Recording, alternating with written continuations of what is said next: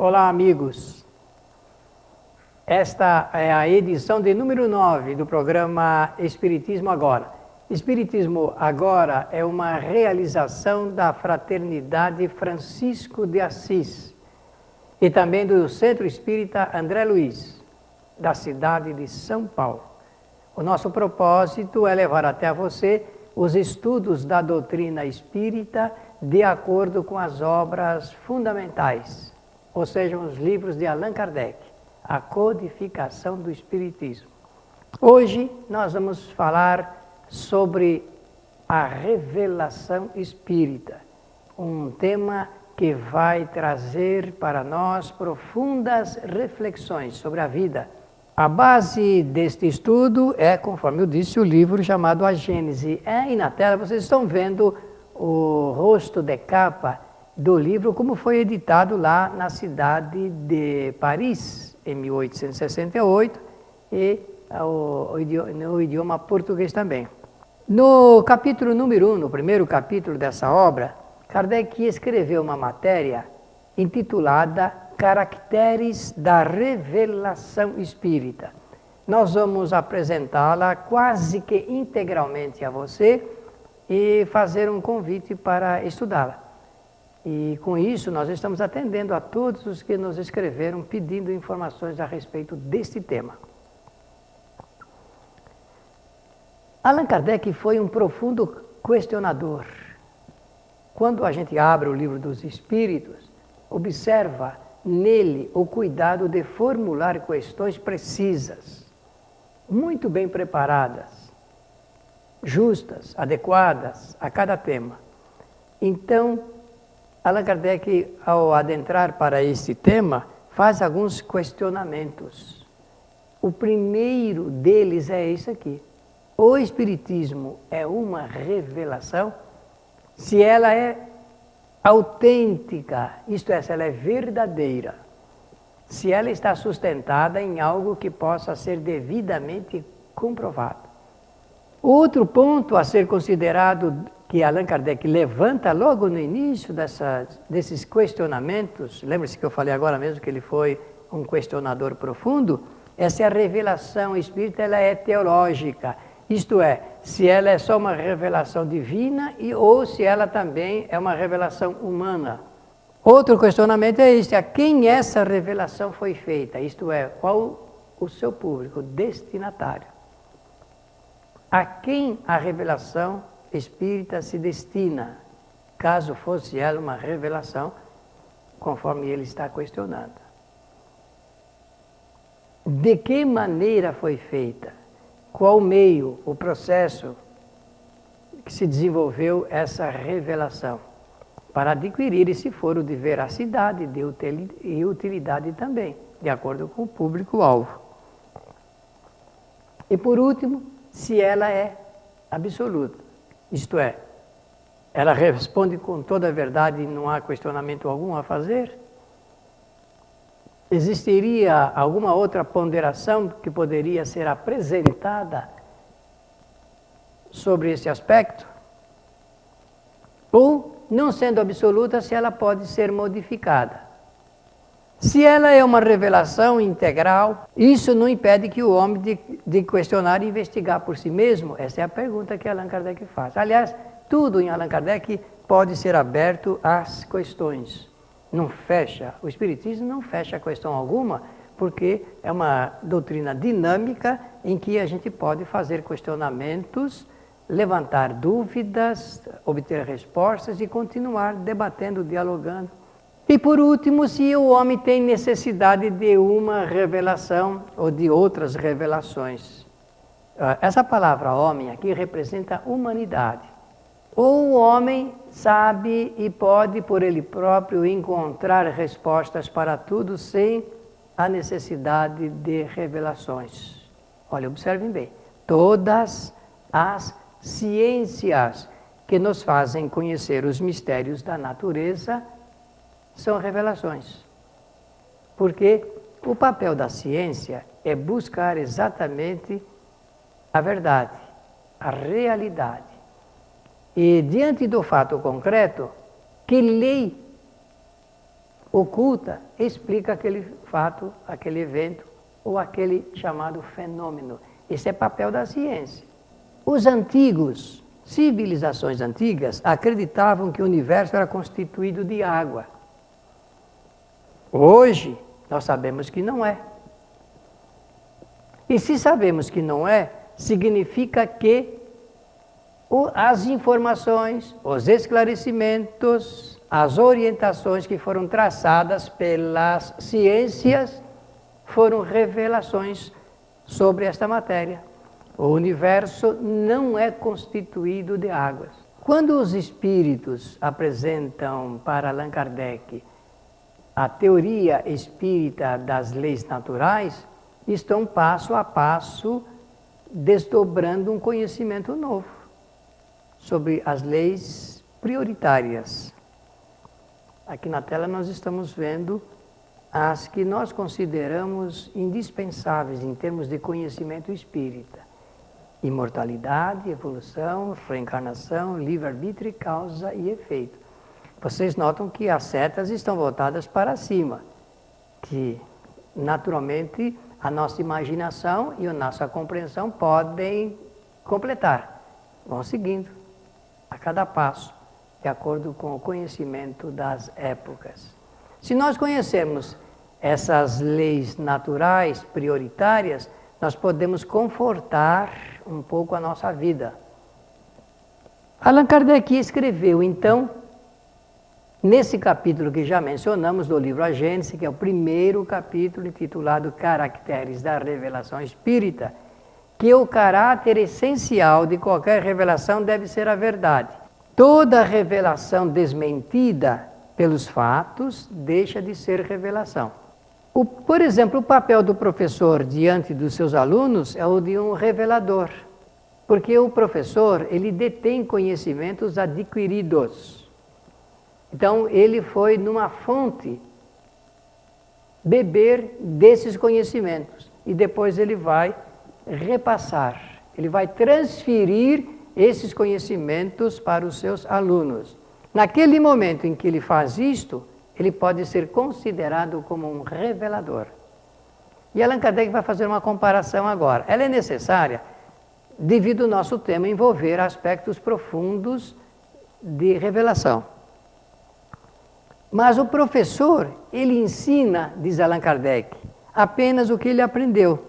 Portanto, ele pode ser considerado um revelador de segunda ordem, porque ele foi a determinadas fontes, ou uma fonte, para se nutrir do conhecimento e repassá-lo. Por isso que Allan Kardec, que era um professor também, ele faz esta explicação. Agora, diz Kardec, o homem de gênio ensina aquilo que aprendeu por si mesmo. Então, ele pode ser considerado como revelador primeiro, primitivo. Dá para entender? Uma coisa é você retransmitir algo que você aprendeu de alguém, ou de um estudo. E outro é você transmitir conhecimentos seus adquiridos por você próprio. Fique atento com essa palavra gênio, genialidade. O que é um homem de gênio? Então, os gênios, né, aqui no plural, apresentam desde o nascimento faculdades que são especiais. E para explicar isso, nós temos que nos reportar a uma outra lei, uma lei de revelação. Essa lei chama-se reencarnação. Não há possibilidade alguma de explicarmos a genialidade, explicarmos que um espírito reencarnado, uma criança em tenra idade, logo nos primeiros anos de vida, demonstre conhecimentos geniais. Quantas vezes você olha para uma criança e já ouviu essa expressão, você é um gênio. Mas por que se diz isto? Bom, se diz isto porque esse espírito que está agora reencarnado apresenta dados concretos de conhecimentos adquiridos em outras encarnações. Kardec, conforme eu disse, muito judicioso nos textos que escreveu, ele diz assim, a solicitude de Deus se dá através de suas sábias leis. A solicitude de Deus. Eu vou usar da expressão religiosa, que ela é muito apropriada aqui para o nosso tema, a bondade do Criador. Se apresenta de acordo com a justeza das suas sábias leis. E não é que as leis sabem, porque lei é um conjunto de providências emanadas do Criador para dar atendimento a esse grande fenômeno da vida. Mas quando a gente percebe as coisas, que tudo obedece a essa ordem providencial, que garante o sucesso da nossa felicidade, da felicidade plena do espírito, isso dá um conforto muito grande. E é por isso que nós somos gratos pela vida, somos gratos ao Criador, grandioso projeto de viver para evoluir, para fazer evolução, para transmitir conhecimentos, para confortar aqueles que estão menos confortados, para entender as incompreensões. Quem ensinou isso com bastante profundidade filosófica e cientificamente falando foi Jesus de Nazaré. De olharmos a extensão da bondade divina através da sabedoria das leis, leis justas na medida das nossas necessidades. Os espíritos que estão mais adiantados ensinam os menos adiantados. Vocês podem notar, eu não disse os mais atrasados, porque se eu falasse assim, eu estaria fazendo uma comparação. E nós aprendemos com a lei da boa providência que qualquer comparação ela não atende à real necessidade do conhecimento. Então, Kardec prefere a palavra menos adiantados, porque todos estão adiantados em relação àqueles que ainda não se adiantaram. Não é curioso isso? E até uma postura nossa, ética, em relação àqueles que ainda não sabem aquilo que nós sabemos. Na verdade, não é aquilo, é o conteúdo, é o volume de conhecimento que nós já temos hoje pela interpretação das leis naturais. E isto é revelação. Quando alguém está transmitindo para outrem conhecimentos que aquele não tem, ele está sendo um revelador, sendo um instrumento de revelação do conhecimento que ainda não foi adquirido. Então estava oculto para aquele lá. Era secreto até o momento em que ele começa a tomar conhecimento sobre aquele fato, aquela verdade, aquela realidade. Agora, nós vamos fazer necessariamente e tecnicamente o nosso intervalo e voltaremos logo a seguir para continuarmos com esse assunto ligado com a revelação espírita. Apoio cultural.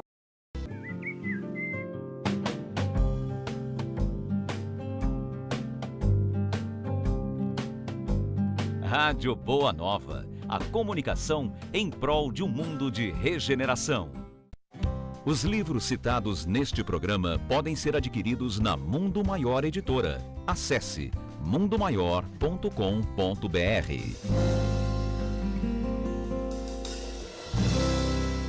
Um simples gesto, um ato de enormes proporções. Um simples gesto é capaz de dar apoio, acolher, educar, alimentar.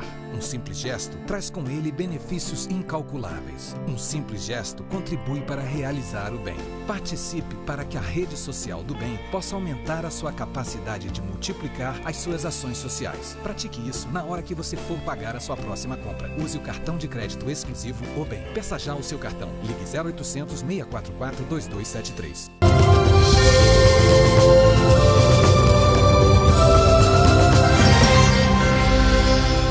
Vamos continuar com o nosso tema, o tema que estamos expondo aqui para você é a caráter da revelação espírita, que foi proposto pelos nossos espectadores, para conhecer um pouco mais sobre a revelação. Bem, todas as religiões possuem os seus reveladores. Sobre este fato não há nenhuma sombra de dúvida. O elemento que trouxe o que estava oculto através de informações. Do ponto de vista da doutrina espírita, nós sabemos que a maior parte das religiões constituídas, elas têm origem no relacionamento entre os homens e os espíritos, através da faculdade chamada mediunidade. Então, a mediunidade também faculta, ajuda, não é? É um canal para as revelações. E todas as religiões, ou quase todas, apesar de erros de suas doutrinas, agitam o pensamento do homem, fazem o homem pensar. E isso é importante, porque elas então cumprem, de alguma forma, um pedaço do seu papel, no sentido da revelação. Esses gênios surgem de séculos em séculos como estrelas brilhantes, quando são tidos como reveladores. Tanto faz do ponto de vista religioso, como de ordem científica. Kardec diz que a genialidade cintila aí durante o tempo em que eles se apresentam para a história da humanidade. E faz isso para ensinar o que aprenderam em vidas anteriores. Existem, então, dois aspectos da revelação. Ou em termos de caráter, ou característica da revelação, que pode ter um caráter científico ou que pode ter um caráter de ordem moral. Moral já envolve aí, filosoficamente, a própria religião. E esta via da revelação, ela é sempre de mão dupla, porque tanto a revelação científica influi na revelação moral, como a revelação de ordem moral também influi na revelação de ordem científica. Os espíritos, isto é, os homens que estão fora da matéria, que estão em estado de erraticidade, através de outros homens chamados de médiuns intermediários, podem trazer novas revelações. A revelação espírita, ela tem um conteúdo dentro de circunstâncias e necessidades, sobretudo em momentos que partem desde o instante em que ela apareceu, em meados do século XIX.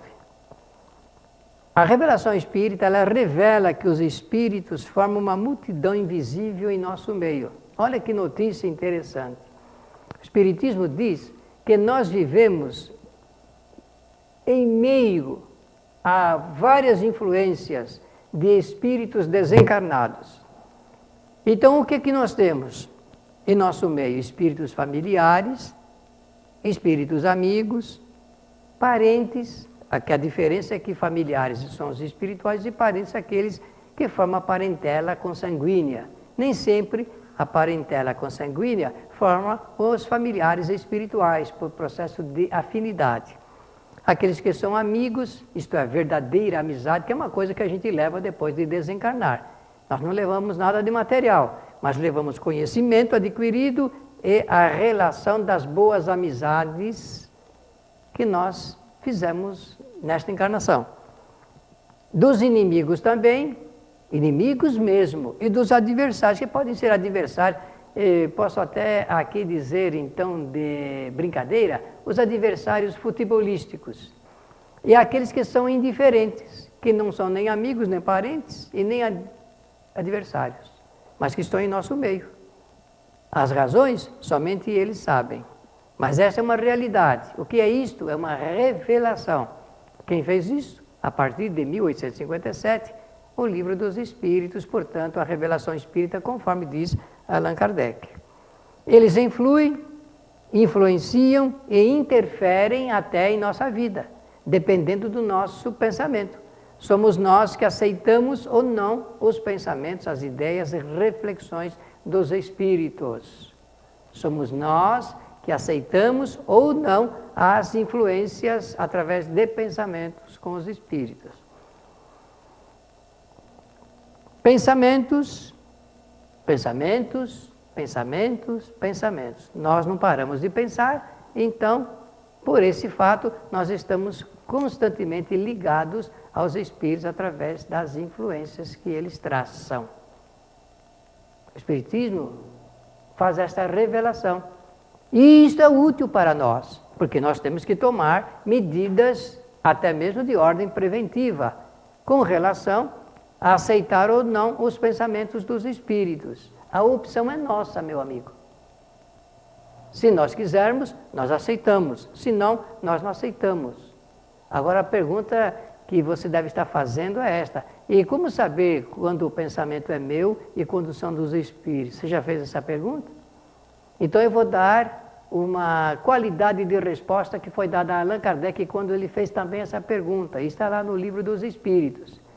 Ele quis saber como saber se um pensamento ele é inspirado por espíritos desencarnados ou se é do ser encarnado. Então os espíritos responderam assim: o primeiro pensamento é o seu, os outros poderão ser inspirados por espíritos até encarnados. Dá para entender? Homem e espírito, interinfluência. Os espíritos influem junto aos pensamentos humanos e o homem influi sobre os pensamentos dos espíritos. O espiritismo, ele investiga da mesma forma como as ciências positivas. O que você está lendo aí foi Allan Kardec que escreveu, porque o espiritismo é uma ciência que trata do relacionamento, da natureza, da origem e da destinação dos espíritos.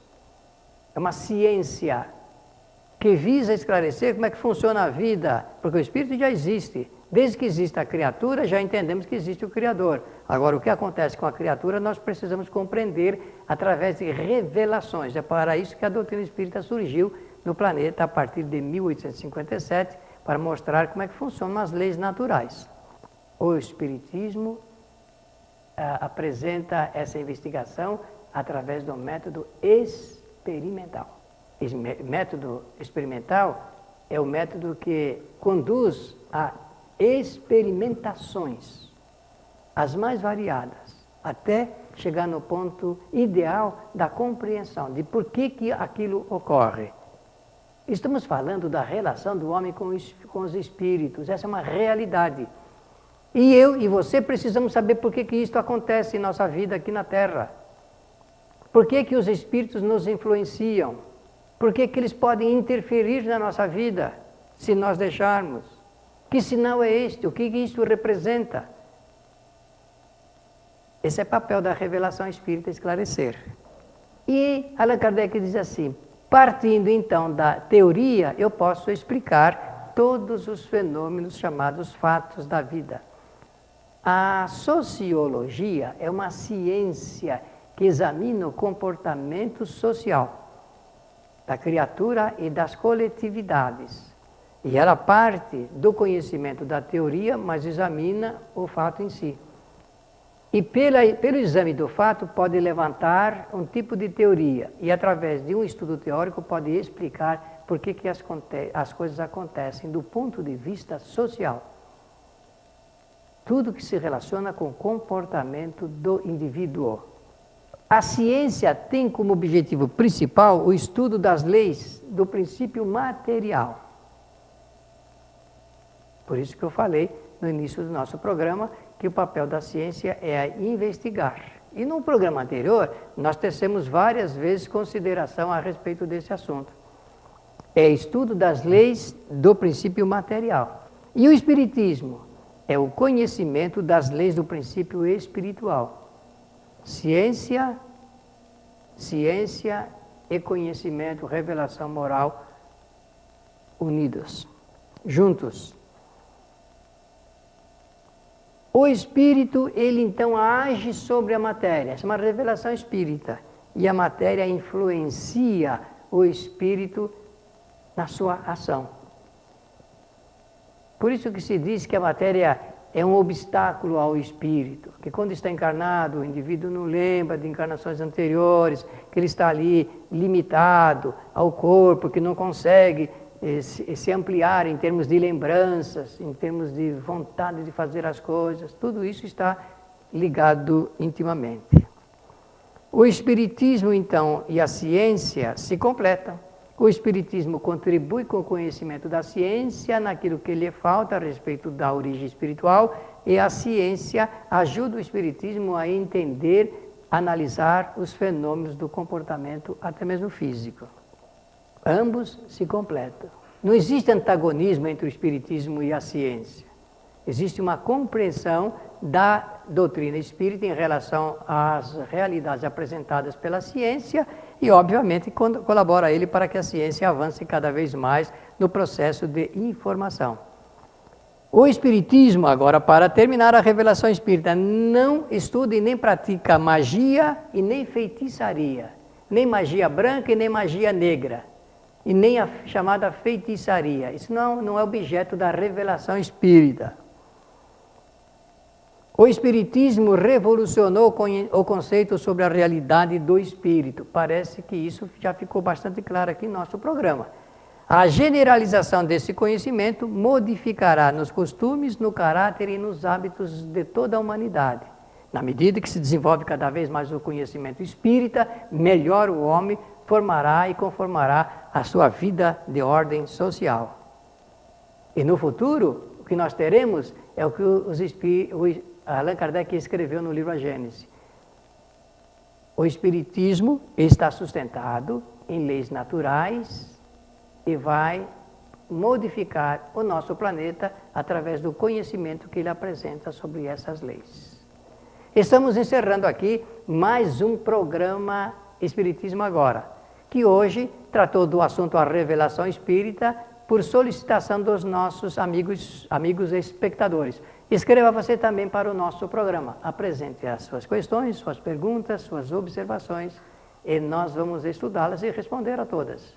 Pela sua atenção, nós simplesmente queremos dizer muito obrigado e até o nosso próximo programa.